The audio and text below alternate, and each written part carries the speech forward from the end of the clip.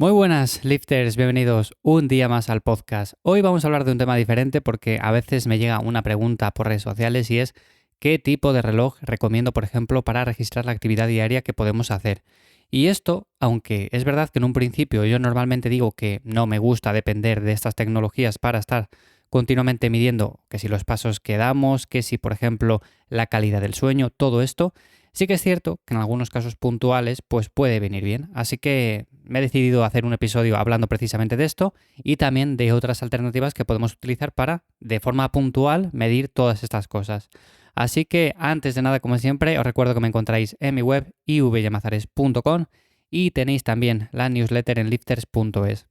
A ver, este tema del reloj inteligente, es verdad que muchas personas me habéis preguntado, oye Iván, ¿qué reloj me recomiendas para, por ejemplo, cuando salgo a caminar, salgo a correr, entreno fuerza? Bueno, pues todo esto, irlo registrando y tener, por ejemplo, unos datos un poco más fiables que no simplemente decir, bueno, pues he entrenado 40 minutos y ya está, ¿no? A ver, lo primero de todo, para el entrenamiento de fuerza lo más efectivo es llevar una libreta, llevar un cuaderno, llevar una hoja de Excel, lo que sea, pero tenerlo todo más o menos controlado por ahí, tanto los pesos que movemos, como las series que hacemos, como los ejercicios, todo esto. El reloj inteligente nos puede ayudar a registrar, por ejemplo, una actividad, pero en este caso no suelo recomendarlo tanto. Sí que es cierto que a día de hoy estiman bastante bien, no son como por ejemplo antes que te decían que yo qué sé, has gastado estas calorías y era totalmente diferente o has hecho estos pasos y también era muy diferente. A día de hoy el tema de los pasos, el tema de la actividad diaria, pues la estiman bastante bien. Las calorías quizás no tanto porque hay que ver también el caso puntual de cada uno, pero realmente lo suelo recomendar solo para personas que están en una fase de pérdida de grasa y van bajando la dieta, van recortando calorías poco a poco y se dan cuenta de que la báscula, por lo que sea, no baja. Están entrenando fuerza, están recortando calorías, pero de repente dicen, oye, es que al principio sí que bajaba, pero ahora parece que se estanca la cosa. Es interesante en estos casos decir, bueno, pues mira, me voy a medir la actividad diaria que estoy haciendo simplemente para ver si estoy caminando un mínimo. Por ejemplo, lo típico, los 10.000 pasos, a ver si por lo menos estoy haciendo esto o es que soy una persona en cierto modo sedentaria. Para estos casos sí que lo suelo recomendar, pero principalmente por eso, porque nos ayuda a ver hasta qué punto tenemos que o bien seguir recortando las calorías o tenemos que aumentar la actividad diaria. Cuando estamos muy bajos de calorías, normalmente recomiendo más aumentar la actividad, salir más a caminar, salir más a hacer ciertas actividades para simplemente de esa manera aumentar el gasto calórico y no tener que jugar tanto con los nutrientes. Si no comemos la suficiente comida, si no tenemos la suficiente energía, lo más probable es que vayamos a entrenar a medio gas, no tengamos fuerza suficiente para mantener las marcas que teníamos, por ejemplo, en una fase previa y lo más probable es que perdamos bastante masa muscular. Así que la comida es súper importante, aunque sea en una etapa de pérdida de grasa. Y por eso, llegados a cierto punto, pues podemos hacer eso. Simplemente medir la actividad que tenemos en el día a día y controlar un poco para decir, bueno, pues tengo que meter un poco más de cardio, tengo que meter alguna actividad añadida a todo esto para aumentar el gasto calórico. Ese es el caso en el que más suelo recomendar utilizar o bien un reloj o bien una aplicación del teléfono móvil o lo que queramos. El tema es el siguiente. Reloj como tal no suelo recomendar porque, como dije al principio, no me gusta que nadie dependa de una tecnología en la cual estamos continuamente pendientes de, pues mira, he caminado 2.000 pasos, he caminado 5.000, ahora me faltan, yo qué sé, 1.000 pasos para llegar a los 10.000. A ver, la idea general es simplemente mantenerse activo a lo largo del día. Unos días harás 11.000 pasos, otros días 9.000, otros días 10.000, otros días 13.000. Es normal, no vamos a hacer exactamente todos los días 10.000 pasos. Pero es cierto que a muchas personas esto les genera cierta dependencia y el estar continuamente pendientes de, oye, pues mira, tengo que hacer, yo qué sé, 800 pasos más para llegar a mi meta diaria. O tengo que, por ejemplo,